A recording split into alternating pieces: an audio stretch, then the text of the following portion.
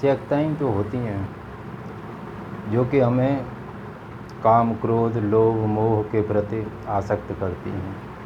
अच्छा, ये जो आवश्यकताएं होती हैं, ये आवश्यकताएं तीव्र कब होती हैं? आवश्यकताएं हमारी तीव्र जब होती हैं जबकि हमारी इंद्रियों पर नियंत्रण नहीं होता है। जैसे यदि आपसे पूछा जाए कि भजन और भोजन में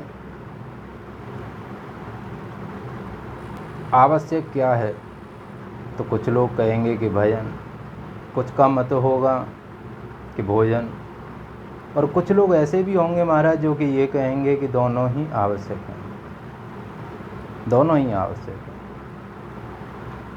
किंतु यदि देखा जाए तो आप एक समय भोजन न करें तो आपके शरीर पर कोई प्रभाव नहीं पड़ेगा और आपको ये आभास भी नहीं होगा कि आपने भोजन ग्रहण नहीं किया है।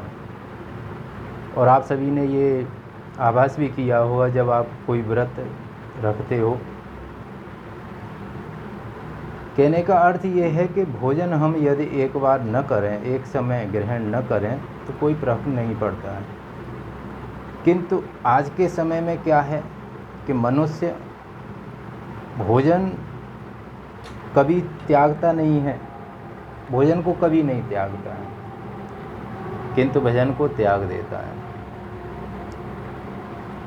मानव की क्षुधा की जो तृप्ति होती है वो आज के समय में यह देखा जाए तो अधिक से अधिक 4 रोटियां ग्रहण करता है वो, मात्र एक समय में अधिक से अधिक 4 रोटियां।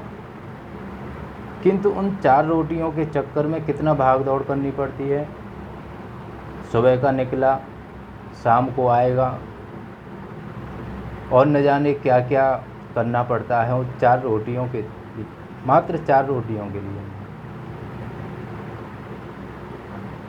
तब कहीं जाकर के उसकी क्षुधा तृप्त होती है। और द्वितीय क्रम में आता है आपका भोजन। प्रथम में हो गया भोजन, क्षमा करना, द्वितीय में आता है भजन। भजन एक स्थान पर बैठकर, किसी शिवालय देवालय में बैठकर,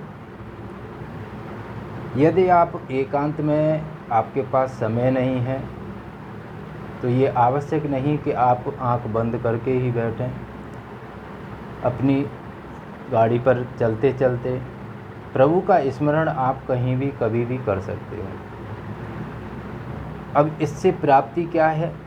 इससे सर्व सुख प्राप्त होते हैं आपको।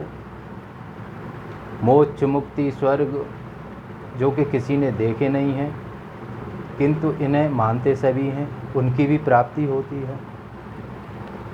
और सबसे अधिक जो महत्वपूर्ण है वो महत्वपूर्ण ये है कि आपके विचार, आपका व्यवहार, आपकी इंद्रियों पर नियंत्रण। विचार तो पवित्र होते ही हैं, लेकिन इंद्रियों पर जो नियंत्रण आप खो चुके हो वो नियंत्रण आप पुनः पा सकते हो। इसलिए सदैव मनुष्य को, प्रत्येक मनुष्य को हम तो यहाँ तक कहेंगे कि यदि कोई शिशु भी श्रवण कर रहा है तो वह भी भोजन जिस प्रकार आप कभी भी त्याग नहीं सकते, जिस प्रकार भोजन की आपको भूख लगती है और आप भोजन करते हो तो आपकी क्षुधा तृप्त होती है, उसी प्रकार एक भूख आपको भोजन की भी होनी चाहिए। भोजन के साथ साथ एक भूख भजन की भी होनी चाहिए। और भजन ये आवश्यक नहीं है कि आप, जैसा कि पूर्व में अभी हमने कहा कि किसी देवालय शिवालय में, कहीं भी किसी भी अवस्था में आप भजन कर सकते हो। आपके आराध्य कभी भी ये नहीं देखते कि आप मेरे हृदय में हो, आप मेरे चरणों में आए हो, तो वो कभी आपको ये नहीं देखते कि आप कहाँ पर बैठे हो, क्या कर रहे हो, कैसे आप उनका चिंतन कर रहे हो। वो सिर्फ यही देखते हैं कि आपका भाव कितना है, और उनके प्रति यदि आपका भाव सत्य है तो इसमें तनिक भी संदेह नहीं कि आपको सर्व सुख प्राप्त होने ही होने हैं। प्यास लगे तो हमें सदैव हरि भजन का पंचामृत ग्रहण करना चाहिए। भूख लगे तो हमें सदैव अपने आराध्य के प्रसाद रूपी नाम का चिंतन करना चाहिए, उनका जप करना चाहिए। यदि विश्राम की इच्छा करें तो सदैव अपने आराध्य के चरणों में विश्राम करना चाहिए। ऐसा भाव होना चाहिए हमारा प्रत्येक कार्य में। सांसारिक जो भी कार्य हैं उन कार्यों को करते समय हमारे आराध्य के प्रति ये भाव होना चाहिए कि हम अपने आराध्य के प्रति इस कार्य को कर रहे हैं।